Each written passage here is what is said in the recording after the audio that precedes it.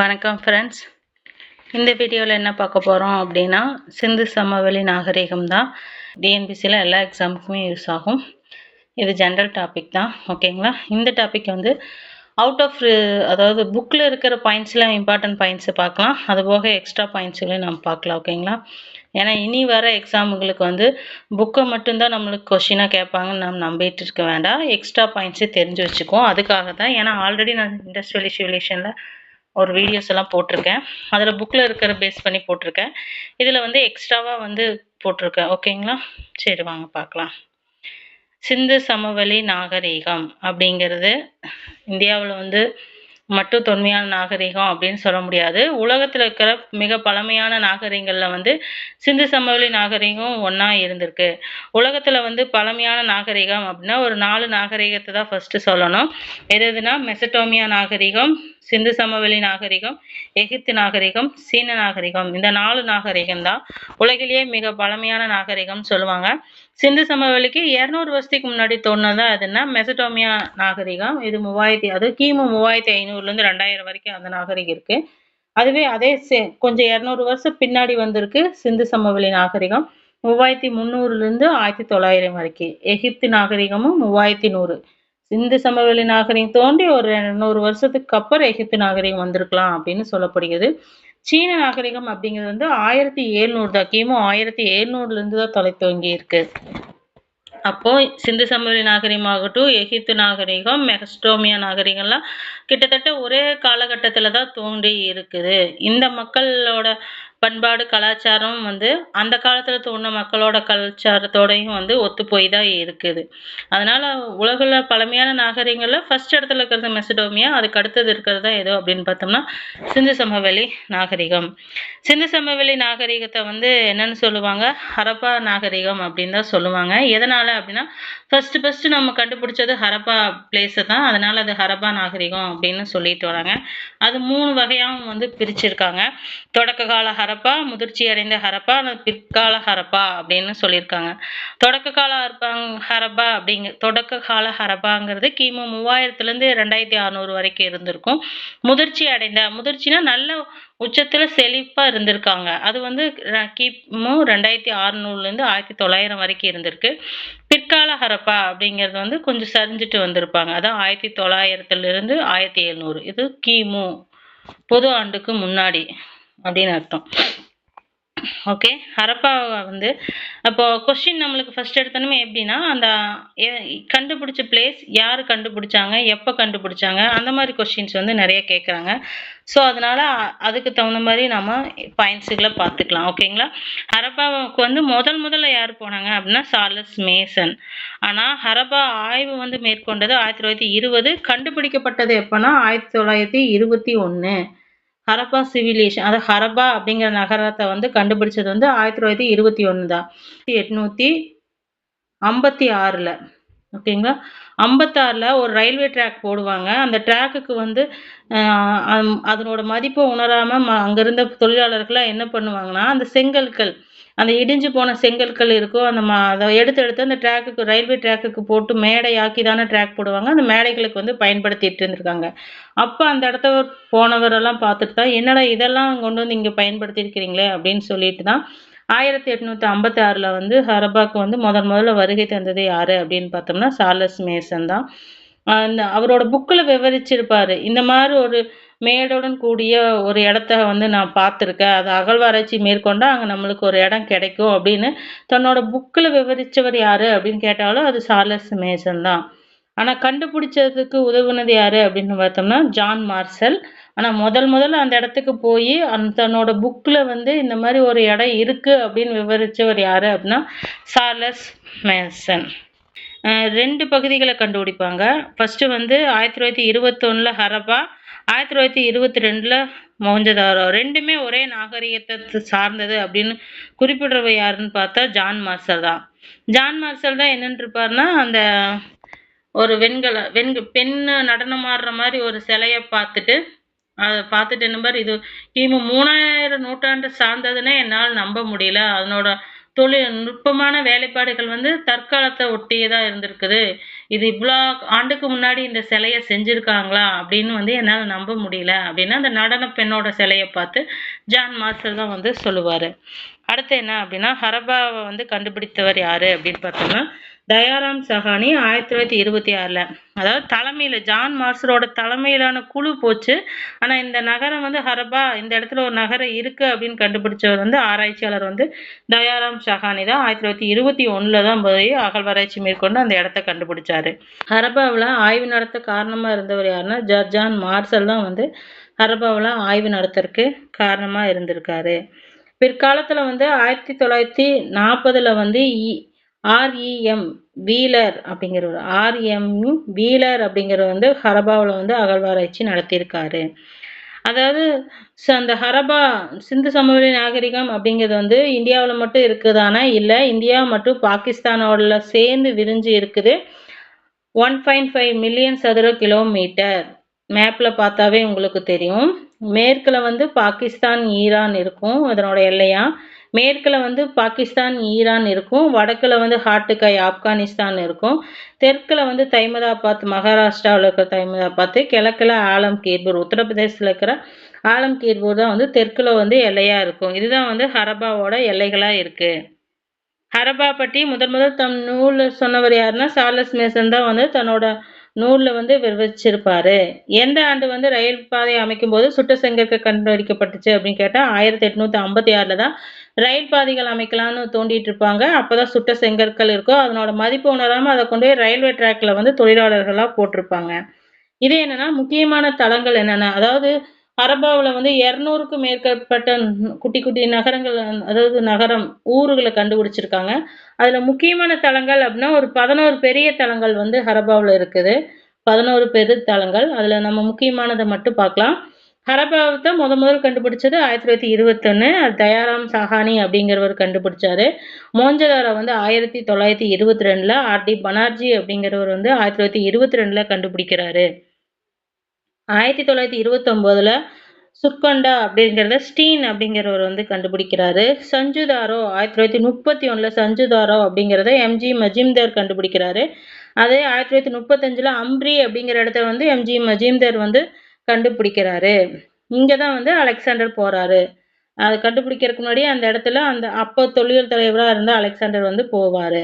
1953 காலிங்பாங் அப்படிங்கிறத வந்து அம்லா கோஸ் அப்படிங்கிறவர் கண்டுபிடிக்காரு. 1953 காலிங்பன், 1953 லோத்தல். காலிங்பன் லோத்தல் ரெண்டுமே வந்து 1953 கண்டுபிடிக்கிறாங்க. காலிம்பங்கனை கண்டுபிடிச்சவர் யாருன்னா அம்லாந்த் கோஸ் அப்படிங்கிறவரு. லோத்தலை கண்டுபிடிச்சவர் ராவ் அப்படிங்கிறவரு லோத்தலை கண்டுபிடிச்சிருக்காரு. சுர்கோடா அப்படிங்கிறது வந்து 1964 ஜேபி ஜோசி அப்படிங்கிறவர் கண்டுபிடிச்சிருக்காரு. சுர்கோடா அப்படிங்கிறது 1964 ஜேபி ஜோசி கண்டுபிடிச்சிருக்காரு. 1974 பானாவாலியா ஆர்எஸ் பிஸ்ட் அப்படிங்கிறவர் கண்டுபிடிச்சிருக்காரு. தோலாவாரா 1985 ஆர்எஸ் பிஸ்ட் அப்படிங்கிறவர் தான் கண்டுபிடிச்சிருக்காரு. முக்கியமான பிளேஸுகளும் யார் கண்டுபிடிச்சாங்க அப்படிங்கிறது இதை மேட்ச் மாதிரி கொஷின்ஸ் கேட்குறாங்க. அதுக்காக தான் இது கொடுத்துருக்கேன். முக்கியமானது ஹரப்பாவை கண்டுபிடிச்சவர் தயாராம் சஹானி, அதை தெரிஞ்சு வச்சுங்க. அப்புறம் காலிம்பாங்க வந்து ஆம்லாந்தா கோஸ் அப்படிங்கிறவர் காலிம்பாங்க கண்டுபிடிச்சிருக்காரு. லோத்தல் ஏன்னா அது வந்து செயற்கையான ஒரு கப்பல் கட்டும் தளமாக இருந்துச்சு லோத்தல் வந்து குஜராத்தில். ஸோ அது ராவ் கண்டுபிடிச்சதை தெரிஞ்சு வச்சுக்கோம். சுர்கோடாங்கிறது ஜேபி ஜோசி. பானாவாலி தோலவரா அதெல்லாம் ஆர்எஸ் பிரிஸ்ட் அப்படிங்கிறவர் கண்டுபிடிச்சிருக்காரு. அடுத்து பார்த்தோம் அப்படின்னா முக்கியமான நகரங்கள் அது எங்கெங்கே இருக்குது அப்படிங்கிறத தெரிஞ்சுக்கணும். ஏன்னா அது மேட்ச் மாதிரி கொடுத்துருக்காங்க. ஆல்ரெடி ப்ரீவியஸ் கொடுத்தங்காட்டி தான். ஹரப்பா அப்படிங்கிறது பஞ்சாப் பாகிஸ்தானில் இருக்குது. மோஞ்சதாரோங்கிறது சிந்து பாகிஸ்தானில் இருக்குது.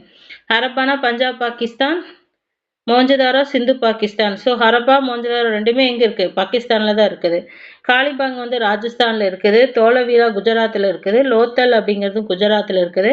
பானாவாலி அப்படிங்கிற ராஜஸ்தான், ரகிகரி அப்படிங்கிறது ஹரியானா, சுர்கோடா அப்படிங்கிறது வந்து குஜராத். இந்த முக்கியமான பிளேஸுகள் எங்கே இருக்குதுன்னு பார்த்துக்கலாம். அடுத்து பார்த்தோம் அப்படின்னா சிந்துவோட முக்கிய தன்மைகள் என்ன அப்படின்னு பார்த்தோம்னா என்னென்ன சிந்துவோட முக்கிய அம்சங்கள் அப்படிங்கிறது வந்து நகர திட்டமிடலாக இருந்துச்சு. இண்டஸ் வேலி சிவிலைசேஷன் அப்படிங்கிறது வந்து ஒரு நகர திட்டமிடலாக இருந்துச்சு. அது வர்த்தகம் அப்படின்னா வெளிநாட்டுகளோட வந்து வர்த்தக தொடர்புகளும் வந்து அவங்க வச்சுருந்தாங்க. வெண்கல கால தொழில்நுட்பத்தை வந்து பயன்படுத்தியிருக்காங்க. வெண்கல கால தொழில்நுட்பத்தை வந்து பயன்படுத்தியிருக்காங்க. கலை, கட்டிடக்கலையெல்லாம் சிறந்திருக்காங்க. மக்களோட மத நம்பிக்கையும் அவங்க கொண்டாடியிருக்காங்க. ஆனா எந்த மாரி மதம் அப்படின்னு நம்மளால கண்டுபிடிக்க முடியல. அவங்களே வந்து கையாலான கருவிகளெல்லாம் கண்டுபிடிச்சிருக்காங்க. மட்பாண்டங்கள், வேலைப்பாடுகளுடன் கூடிய மட்பாண்டங்களையும் அவங்க பயன்படுத்தியிருக்காங்க. அறிவியல் தொழில்நுட்பம் அப்படிங்கிறது வந்து இந்த எடைக்கல்லு, சக்கரதம் அந்த மாரி அப்பலாமே அவங்க கண்டுபிடிச்சிட்டாங்க. நகர திட்டமிடுதல் அப்படின்னு சொல்லி பார்த்தோம் அப்படின்னா, நகரம் அப்படின்றதுன்னா உயர்ந்த பகுதி, கீழ் பகுதின்னு 2ஆ பிரிச்சிருக்காங்க. உயர்ந்த பகுதி வந்து கோட்டை அப்படின்னு சொல்லியிருக்காங்க. அங்க யாரெல்லாம் இருந்திருக்கலாம் அப்படின்னா, ஆட்சியாளர், குடியிருப்புவாசிகள், தானியக் கிடங்கு பட்டறைகள், அப்புறம் பொது கட்டடங்கள்லாம் வந்து மேல் பகுதியில வந்து இருந்திருக்கு. அதாவது இருந்திருக்கலாம் நம்ம தான் கெஸ் பண்றோம். இவங்க தான் இருந்தாங்க அப்படிங்கிறதுக்கு எந்த ஆதாரமும் நம்மளுக்கு கிடைக்கல. அடுத்து கீழ்ப்பகுதியில வந்து சாதாரண குடிமக்களோட வீடுகள் வந்து இருந்திருக்கும். ஸோ அது கீழ்ப்பகுதி அப்படின்னா குடிமக்களுக்கானதும், மேல் பகுதி வந்து அரசாங்கம் நடத்துபவர்களும் அது அரசாங்கத்துக்கானதாகவும் இருந்திருக்கு. அடுத்து தெருக்கள் அப்படிங்கிறது, தெருக்கள் எப்படி இருந்துச்சு அப்படின்னு பார்த்தோம்னா, செங்கோணத்துல இப்படி போய் 2 தெரு அப்படின்னா இப்படி 2ம் வெட்டிக்கிற மாரி இருந்திருக்குது தெருக்கள். அந்த தெருக்கள்ல வீடுகளோட தெருக்கள் வந்து அப்படியே செங்கோணத்துல போய் வெட்டிக்குது. ஒண்ண வெட்டிக்கிற மாரி இருந்திருக்கு. தெருக்கள் அப்படிங்கிறது. அப்புறம் முக்கியமானது என்ன அப்படின்னு பார்த்தோம்னா, ஒவ்வொரு சாலைகளும் வந்து அகலமாவும் இருந்திருக்கு. வளைவான முனைகள் அப்படின்னா வளைவா இப்படி இருந்திருக்குது. சாலைகள் வந்து வளைவான முனைகளோட அகலமாவும் இருந்திருக்கு. வீடுகள் வந்து எப்படி இருந்துச்சு அப்படின்னா, பல அறைகள் இருந்திருக்குது. முற்றங்கள், கிணறுகள்லாம் இருந்திருக்குது. பல அறைகள்லாம் நெனச்சு பாருங்க. நம்ம இப்ப டெவலப் ஆயி தான் நம்மலாம் வந்து டார்ச் வீடு எடுத்து 1 ஃப்ளோரு, 2ண்ட் ஃப்ளோரு நெறைய வீடு ஒரு வீட்ல 4 ரூம்பு, 2 ரூம்பு அப்படின்னு இப்ப கட்டிட்டுருக்கோம். இதுவே ஒரு 50 வருஷத்துக்கு முன்னாடியே பார்த்தோம் அப்படின்னா, அந்த மாரி நம்ம டெவலப் ஆயிருந்தோமானா, கிடையாது. கேள்விக்குறி தான். ஆனா, கிமு 3000த்திலேயே வந்து ஹரப்பாவுல பல வீடுகள் கொண்ட வீடுகள வந்து கட்டியிருக்காங்க.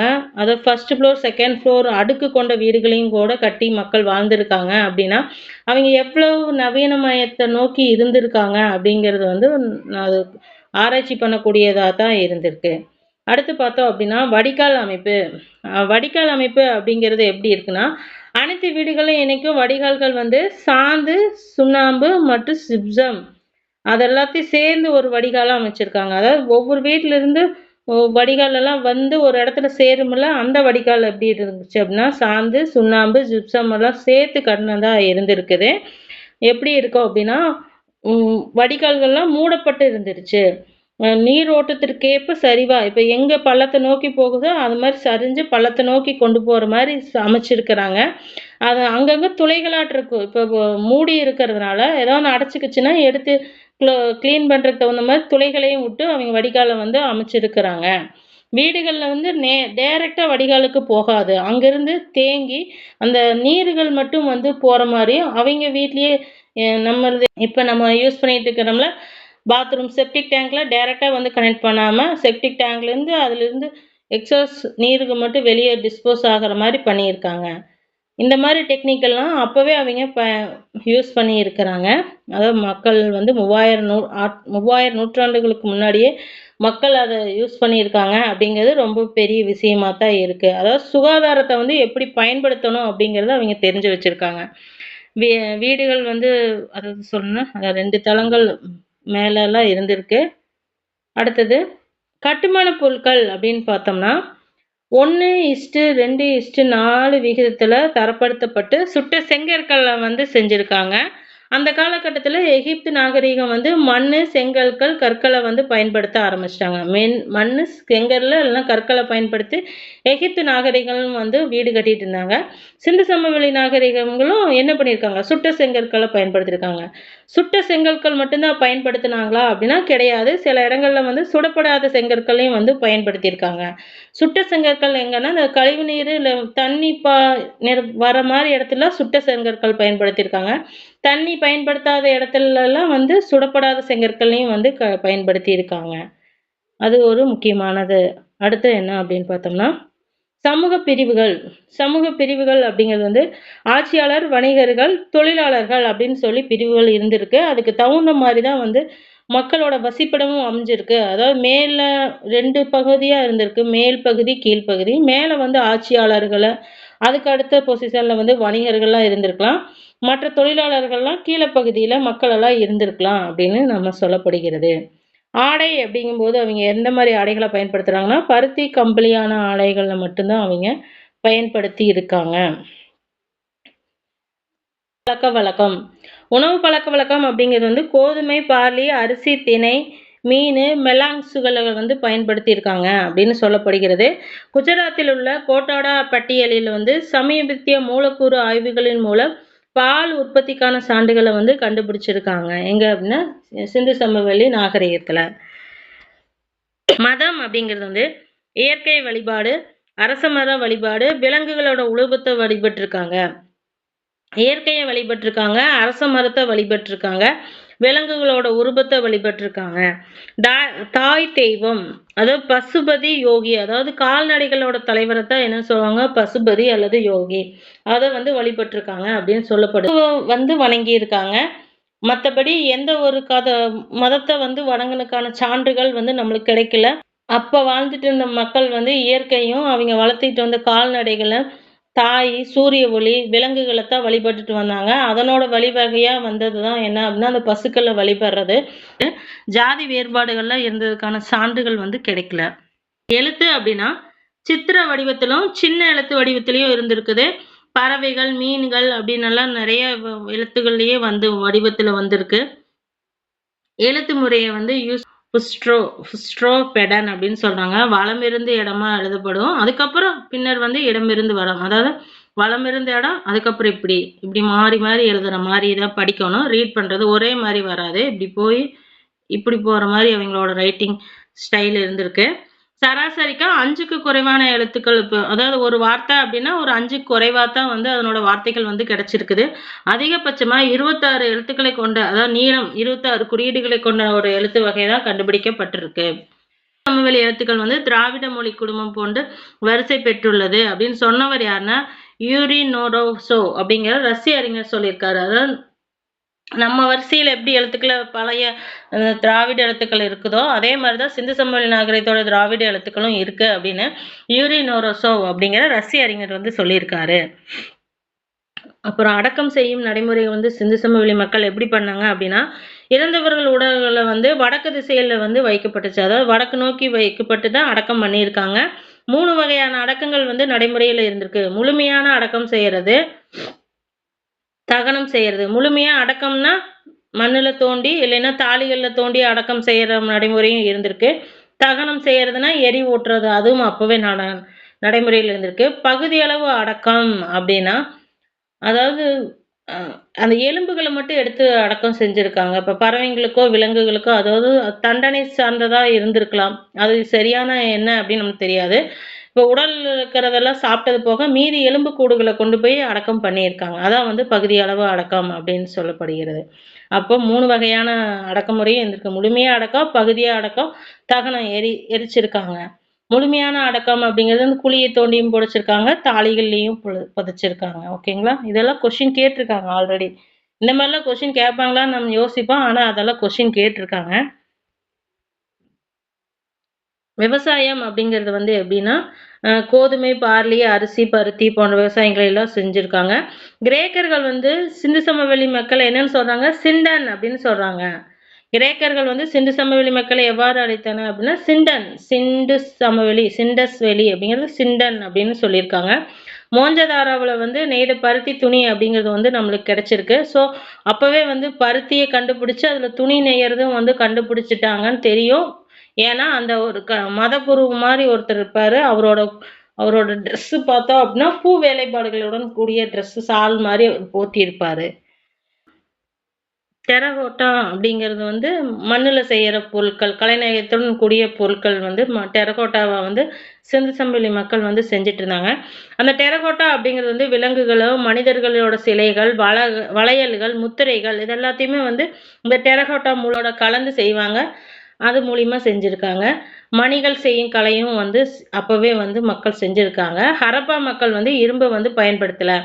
ஹரப்பா மக்கள் அப்படிங்கிறவங்க வந்து இரும்பு பயன்படுத்தவில்லை, வெள்ளியை வந்து பயன்படுத்தியிருக்காங்க.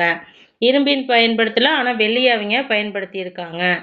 கருப்பு சிவப்பு மட்பாண்டங்கள்லாம் வந்து பயன்படுத்தியிருக்காங்க. கருப்பு சிவப்பு மட்பாண்டங்கள் கலர் வண்ணம் பூசப்பட்ட மட்பாண்டங்களை பயன்படுத்தியிருக்காங்க. கருப்பு மட்பாண்டங்கள் வந்து அந்த ஈமச்சடங்கெல்லாம் செய்யப்பட்டிருக்க பயன்படுத்துறது சான்று, அதாவது இறந்தவர் அடக்கம் செய்யப்பட்ட இடத்துல கருப்பு மட்பாண்டங்கள் நிறைய கிடைச்சிருக்குது. ஸோ அது வந்து அந்த ஈமச்சடங்குகள் செய்யறதுக்கு பயன்படுத்தியிருப்பாங்க அப்படின்னு நம்ம நம்புகிறோம். வர்த்தகம் அப்படின்னு பார்த்தோம்னா ஹரப்பன்கள் வந்து என்ன பண்ணுறேன்னா திறமையான வியாபாரிகளாக இருந்திருக்காங்க. தரப்படுத்தப்பட்ட எடைக்கற்களை வந்து அவங்க பயன்படுத்தியிருக்காங்க. சக்கரங்களை கொண்ட வண்டிகளை வந்து போக்குவரத்துகளுக்கு வந்து பயன்படுத்தியிருக்காங்க. மெசடோமியாவோட வணிகம் செஞ்சுருக்காங்க. மெசடோமியாவோட அவங்க என்ன பண்ணியிருக்காங்க, வணிகம் செஞ்சுருக்காங்க. அவர்களோட முத்திரை வந்து எங்கெங்கே கிடைக்குது அப்படின்னு பார்த்தோம்னா ஈராக், குவைத், சிரியாவிலாம் கண்டுபிடிக்கப்பட்டது. சிந்து சமவெளியோட முத்திரை கண்டுபிடிக்கப்பட்ட இடம் எங்க அப்படின்னு கேட்டோம்னா ஈராக்கில் அவங்க சீல் கிடைச்சிருக்குது. அது போக குவைத்தில் இருக்குது, குவைத்தில் அவங்க சீல் கிடைச்சிருக்குது. அது போக சிரியாவிலையும் கிடைச்சிருக்குது. சிரியா இங்கெல்லாம் என்ன அப்படின்னா சிந்து சமவெளி மக்களோட முத்திரை வந்து கிடைக்கப்பட்டிருக்குது. அவங்க என்னென்ன பொருட்களை வந்து ஏற்றுமதி செஞ்சுருக்காங்க அப்படின்னா தேக்கு, ஆசம், அமேசனைட், தேக்கு, அமேசனைட்டு, ஈயம், தாமிரம் இதெல்லாம் வந்து ஏற்றுமதி செஞ்சுருக்காங்க. தேக்கு, அமேசனைட்டு, ஈயம், தாமிரத்தில் ஏற்றுமதி செஞ்சுருக்காங்க. இறக்குமதி வந்து ஜெட் அப்படிங்கிற மத்திய ஆசியாவில் வந்து ஜெட் அப்படிங்கிறது வந்து இறக்குமதி செய்யப்பட்டிருக்கு. குஜராத்தில் வந்து ரோர்தல் அப்படிங்கிற இடத்துல வந்து கப்பல் கட்டும் தளமே வந்து கண்டுபிடிக்கப்பட்டிருக்கு. அப்படின்னா கப்பல் கட்டி கப்பல் மூலமாக மெசடோமியா, எகிப்து போன்ற நாடுகள்லாம் வந்து அவங்க வணிகம் வந்து செஞ்சுட்டு இருந்திருக்கான ஆதாரங்கள் நம்மளுக்கு கிடைச்சிருக்குது. அவங்க எடைக்கற்கள் அப்படின்னா ஒரு பைனரி அமைப்பை பயன்படுத்தி இருக்காங்க. 1 2 2க்கு அப்புறம் எப்படி வரும், 2க்கு அப்புறம் 8 16 32 அப்படின்னும் 64 160 320 அப்படிங்கிற மாதிரி ரேஷியோல எடைக்கற்களை பயன்படுத்தியிருக்காங்க. எடைக்கல் கருங்கல், சுண்ணாம்புக்கல், ஸ்பிட்டிடைட் செய்யப்பட்டது. எடைக்கல் வந்து கருங்கல், சுண்ணாம்புக்கல், ஸ்பிட்டிடைட் செய்யப்பட்டது. கன செவ்வக வடிவில் இருக்கும். 37.6 சென்டிமீட்டர் நீளம் கொண்ட ஒரு இது என்னன்னு சொல்லுவாங்க, ஒரு முழம் அப்படிங்கிற அடியை வந்து பயன்படுத்தி இருக்காங்க.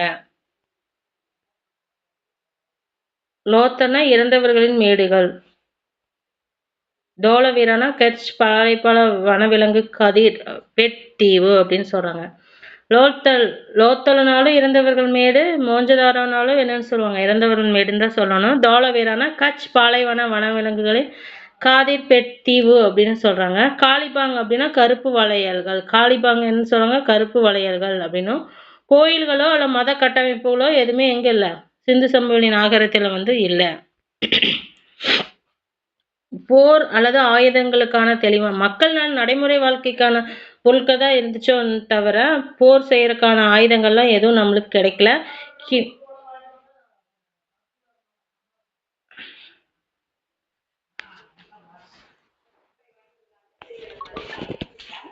சிந்து சமவெளி நாகரிகம் வீழ்ச்சி அப்படிங்கிறது பார்த்தோம் அப்படின்னா கிமு 1900 தொடங்குச்சு அப்படின்னு சொல்றாங்க. அதாவது சாத்தியமான காரணங்கள் எது சொல்லலாம் அப்படின்னு பார்த்தோன்னா வெள்ளத்தால் அழிஞ்சிருக்கலாம், இல்லை காலநிலை அங்கே மக்கள்கிட்ட வந்து காலநிலை மாற்றம் காரணமாக மழை பெய்யாமல் இருக்கிறதுனால விவசாயத்துக்கு ஏற்றதா இல்லாமல் இருக்கா, மக்கள் இடம்பெயர்ந்து போயிருக்கலாம் அப்படின்னு சொல்லலாம். ஏதாவது தொற்று நோய் வந்து இது மக்கள் அழிஞ்சிருக்கலாம், இந்த மாதிரி காரணங்கள் எல்லாம் சொல்கிறாங்க. சிந்து சமவெளியின் மக்கள் வந்து இறந்தது, அதாவது வீழ்ச்சி விட்டுறதுக்கான காரணம் அப்படிங்கிறத பார்த்தோம் அப்படின்னா என்னென்னா வெள்ளத்தால் அழிஞ்சிருக்கலாம், காலநிலை மாற்றத்தினால மழை அழிஞ்சிருக்கலாம், இல்லை படையெடுப்பு ஏதாவது வந்து அழிஞ்சால் அழிஞ்சிருக்கலாம், தொற்று நோய் காரணமாகவும் வந்து அழிஞ்சிருக்கலாம் அப்படின்னு சொல்லப்படுகிறது.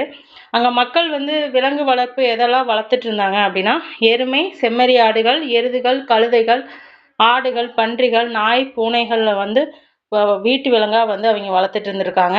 வேட்டையாடுவதில் வந்து மான், பன்றி, மீன், கரியல் இதெல்லாம் வந்து வேட்டையாடி இருக்காங்க. மானை வேட்டையாடி இருக்காங்க, பன்றியை வேட்டையாடி இருக்காங்க, மீனையும் வேட்டையாடி இருக்காங்க. அறிந்திராத விலங்குகள் அப்படின்னா குதிரை, சிங்கத்தை பற்றி சிந்து சமவெளி மக்கள் வந்து அறிந்திருக்கவே இல்லை. குதிரையை வந்து சிந்து சமவெளி மக்கள் அறிந்திருக்கவே இல்லை. அதே மாதிரி இரும்போட பயன்பாட்டையும் அவங்க அறிந்திருக்கவில்லை.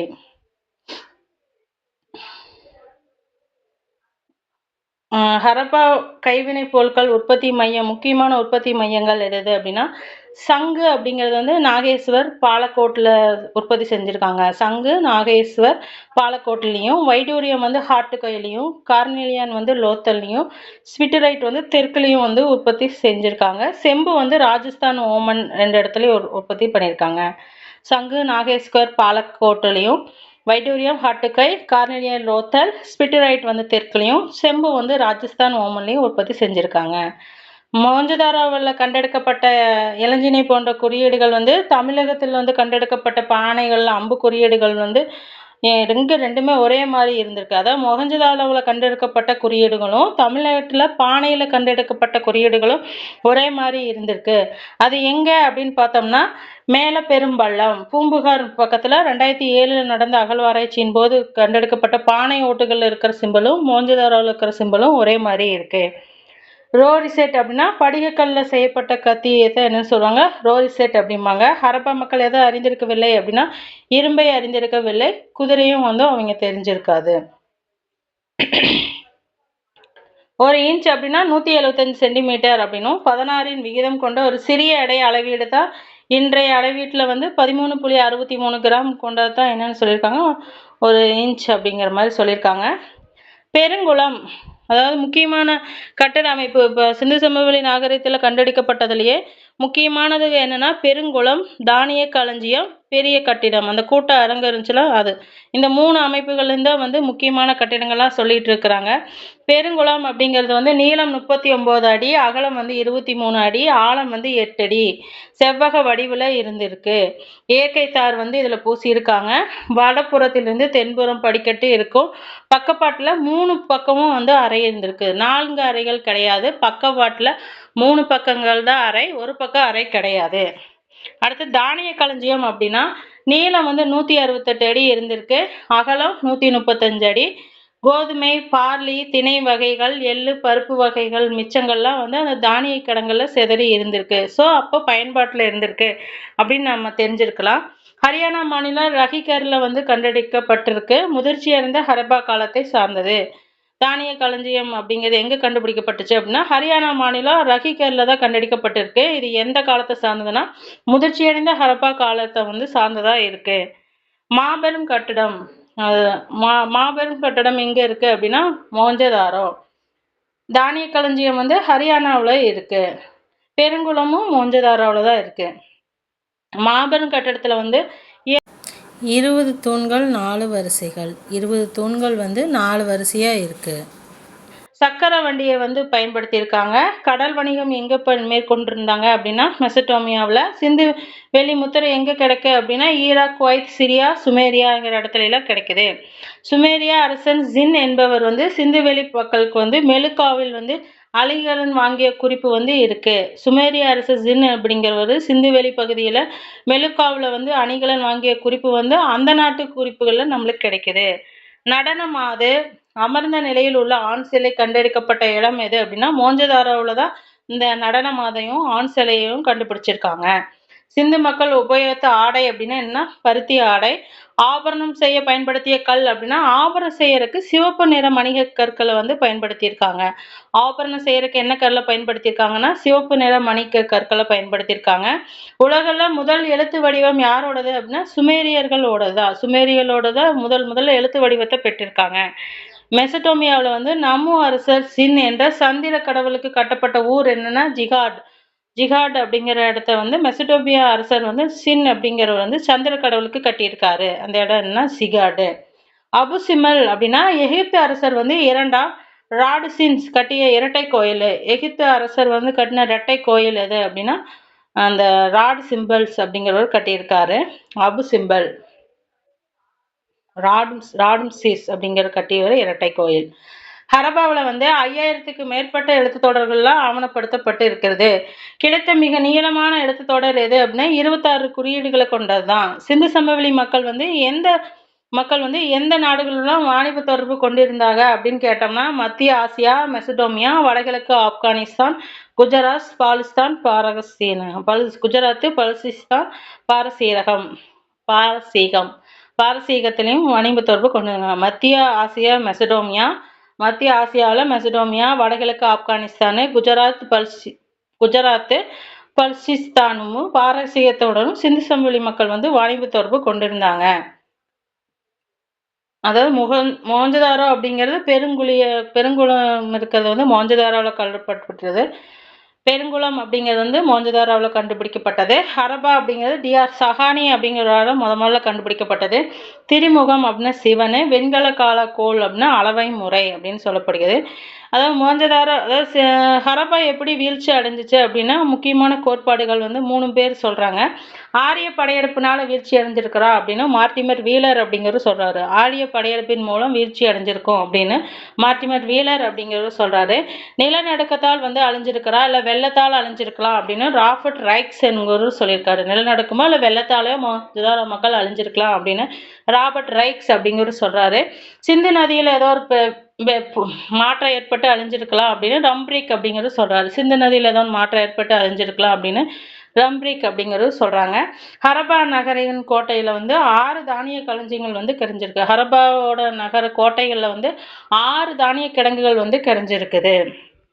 இதுதான் எடக்கற்கள். சதுர வடிவில் இருக்கு. அது சின்ன அலகுல இருந்து பெரிய அலகு இப்படி இருக்கு. இது எடைக்கற்கள். அடுத்து பார்த்தோம்னா இதான் நடனமாது. அதாவது கைகளில் வந்து விலையிலெல்லாம் போட்டிருக்கிற மாதிரி பின்னாடி சீவுனது அணிகலம் போட்டிருக்கிற மாதிரி எல்லாம் இந்த சிலையை பார்க்கும்போது எப்படின்னா கிமு 3000 நூற்றாண்டு சார்ந்ததுன்னா நம்ப முடியல. கிமு 3000 சார்ந்தது அப்படின்னு நம்ப முடியல அப்படின்னு ஜான் மார்சல் சொல்லியிருப்பார். இது ஒரு கடவுளா இருக்கும். அதாவது தாய் தெய்வ வழிபாட்டு மாதிரி. இது ஒரு பெண் உருவ சிலை இருந்திருக்கு. இதான் வந்து அது மத குருவாவோ இல்லை தலைவராகவோ இருந்திருப்பாரு. அவர் ஒரு துணியை போத்திருக்காரு. அந்த துணியில வந்து பூ வேலைப்பாடுகள்லாம் இருந்திருக்கு. அப்பவே ஆடையை கண்டுபிடிச்சு அவங்க ஆடை போட்டிருக்காங்க அப்படின்னு சொல்லப்படுகிறது. இது வந்து அந்த மக்கள் வந்து குறியீடுகள், ஹரப்பா மக்கள் பயன்படுத்திய விலங்குகளோட குறியீடுகள் இது. இது வந்து அவங்க பயன்படுத்திய ஆபரணங்கள், எந்த மாதிரி ஆபரணங்கள் எல்லாம் மக்கள் பயன்படுத்தினாங்க அப்படிங்கிறது. ஓகே, இதோட முடிஞ்சு அடுத்த இன்னொரு குப்தர்கள் பற்றி வீடியோவில் பார்க்கலாம். ஓகேங்களா?